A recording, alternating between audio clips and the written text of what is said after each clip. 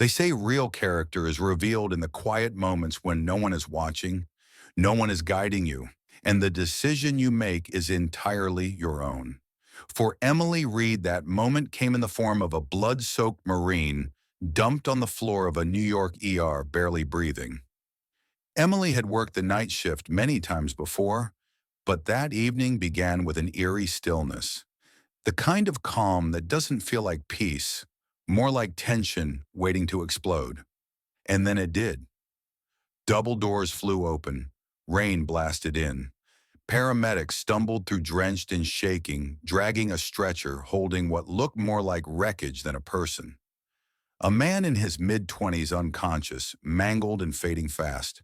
No ID, no phone, no family, just combat boots and a bloody dog tag, L. Jackson, U.S. Marine. "We need clearance," said her supervisor. Clearance for what? To watch him die. Emily felt her hands clench. "He's crashing. We don't have time." That single sentence would define her life from that point forward. While others froze in uncertainty, Emily acted. She pulled on gloves, barked out orders, and led the charge like she'd done it 1,000 times. Because when life is measured in seconds, hesitation is its own form of surrender. Plasma oxygen suction. Let's move. Inside the trauma bay, chaos bloomed. Blood spilled like ink. Shrapnel glinted under harsh fluorescent lights.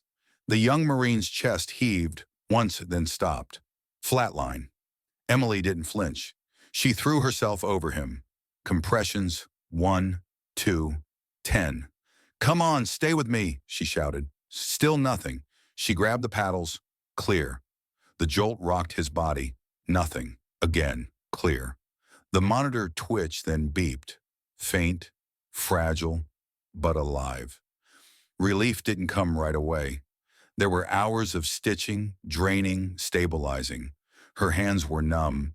Her shoulders screamed, but she didn't stop. Couldn't. Wouldn't. And when it was over, the room fell still. The only sound was the slow, steady beeping of a heart that moments earlier had given up. The Marine opened his eyes barely, looked at her, mouthed 2 words, "Thank you." She didn't cry then. She just nodded, stepped back, and exhaled for the first time in what felt like a lifetime. That should have been the end of the story. It wasn't. The next morning, with eyes still red and scrubs still stained, Emily was called to the administrator's office. She thought maybe, just maybe, someone wanted to thank her, or at worst walk her through a formal debrief. She didn't expect what came next. "You acted without clearance," the hospital's chief administrator said. Emily blinked. "He was dying. You didn't follow protocol. We had no idea who he was. It was a federal risk. You want me to wait next time? Let someone die because I didn't have a stamped approval. You're a brilliant nurse, Emily, but you're terminated. Effective immediately." And that was it. No handshake. No security escort. Just silence. Just a locker filled with a stethoscope, a few mints, and a name badge that suddenly meant nothing. Emily walked out into the early morning mist with her life in pieces. She had done everything right and lost everything. Join us on this journey of emotional storytelling, self-improvement, and meaningful reflections to make your life richer, one story at a time. Don't forget to subscribe and hit the bell icon to stay inspired every day. But 24 hours later, black SUVs started rolling through her quiet Queens neighborhood. It wasn't the police, it was the Secret Service. At first, she thought it was a mistake, or worse, retribution. Instead, a suited man with polished shoes and a calm voice simply said, "Miss Reed, the president requests your presence." She stared. The president, "Yes, ma'am." They gave her 10 minutes to change. Neighbors peeked from their windows. Children pointed. Dogs barked. The street was no longer a street, it was a stage. But Emily. She just felt numb.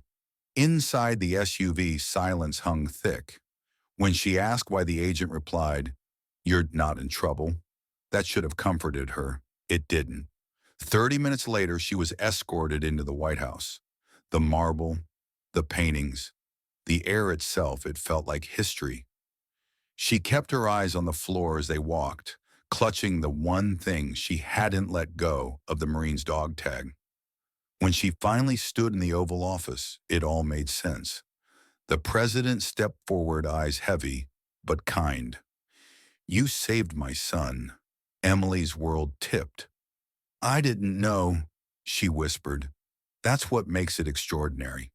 He told her how Lance Corporal Leon Jackson had been missing, how no one knew where he was, if he was alive, until a call came in about a dying man dumped near the docks. How Emily's face had appeared in the hospital's security footage, frantic, focused, unrelenting. When the system paused, the president said, "You didn't. You moved, you fought, and you saved him." Emily didn't know what to say. What could you say to the leader of the free world after that? But he wasn't done. Aides entered with cameras. A medal gleamed in the president's hands. "We brought you here today to honor not just your skill, but your character." He placed the ribbon over her head. It felt heavy, not from weight, but from meaning. Reporters snapped photos. The media would soon call her a hero. But in that moment, all Emily felt was breathless disbelief. Then the president raised a hand. "One more thing," he said. "This administration believes in empowering those with rare courage. As of today, Nurse Emily Reed is being appointed head nurse of the White House Medical Clinic." She didn't understand at first. "But I was fired." "Then consider this your reinstatement." The applause was thunderous. But applause doesn't quiet the ghosts. Back at her old hospital, people whispered. Some colleagues congratulated her on social media privately. Others stayed silent. The institution that had trained her was now watching her from a distance, and not everyone was clapping. Some said she was reckless. Others questioned whether she was lucky. A few even suggested it was political. That hurt more than she expected, because Emily never wanted fame, never asked for attention. She wanted to save lives. That was it. So she turned away from the noise. She focused on the work.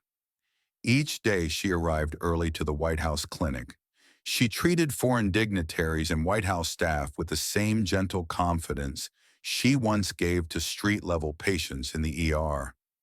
She worked late, stayed quiet, did her job, but the spark inside her, the one that had flared in that trauma room, never dimmed.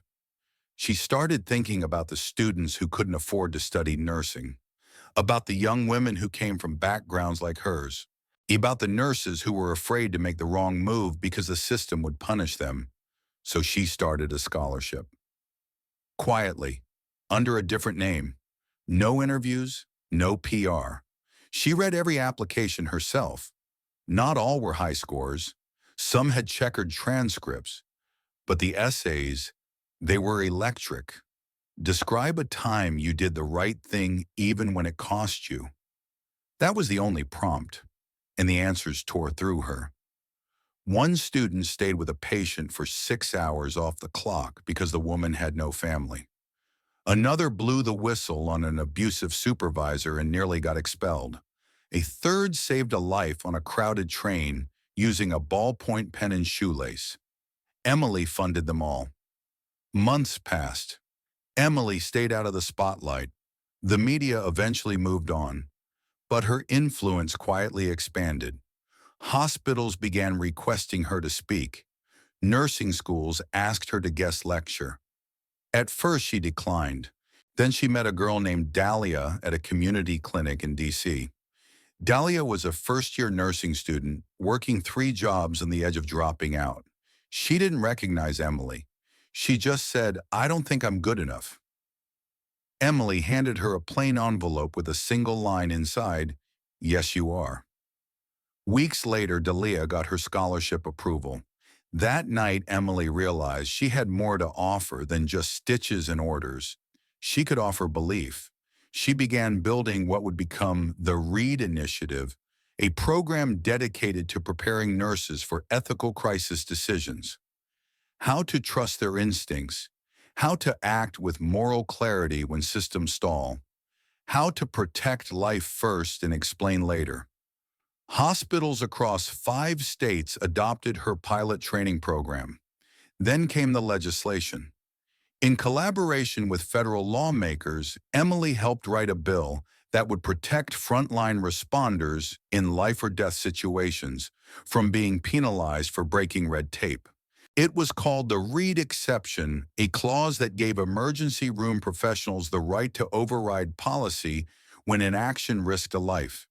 It passed with bipartisan support. The same woman who had been fired for moving too fast had now changed the law to make sure no one else would be punished for doing the right thing. She never bragged about it, never posted a photo, never did an interview. She just went back to work. On weekends, she volunteered at clinics under a different name. She treated undocumented patients, listened to single mothers, held the hands of the homeless. Just Emily in scrubs with nothing on her but compassion and a dog tag in her pocket. One afternoon at the White House, she was surprised by another event. Lance Corporal Leon Jackson had returned. This time he stood straight, uniform, crisp, face calm. He walked to the podium during a spring ceremony and said, "Every time I lace up these boots, I remember that I almost didn't get the chance to again. But someone made sure I did." He turned to her. "You didn't wait, you acted. You didn't follow the system. You followed your conscience." Emily fought back tears. "You didn't just save me. You reminded my father this country that real leadership happens in the quiet decisions. You showed us what courage really looks like." The crowd rose to their feet.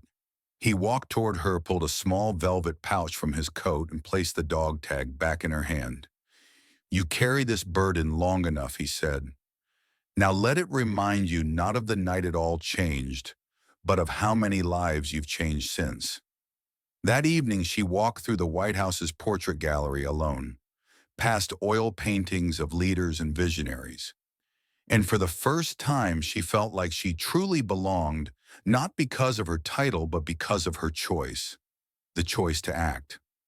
That night, she stayed up and reviewed applications for her foundation. Every essay brought a tear.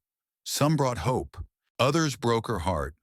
But all of them reaffirmed one truth: the world is full of people trying to do good and getting punished for it.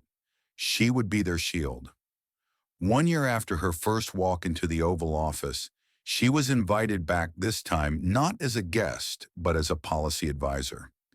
In a quiet meeting with healthcare leaders, military medics, and lawmakers, she outlined what would become the national framework for emergency moral override training all medical personnel in how to navigate ethical decisions when no time exists for deliberation.